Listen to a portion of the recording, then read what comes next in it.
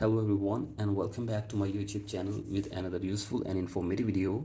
So guys, in this video I'm going to show you how to fix messages cannot be sent since this user isn't following you. So guys, if you're trying to send someone messages on TikTok but you're unable to send messages, here I will show you how can you fix it. So guys, basically TikTok messages fail when the recipient is not following you due to privacy settings or you are under 16. So guys, make sure that the person or the recipient whom you are trying to send messages is following you back on TikTok. You have to simply request him that he must be following you, and after this you can easily send that person messages directly on TikTok. So guys, the very first solution for this problem is that you must be following each other in order to send messages to each other.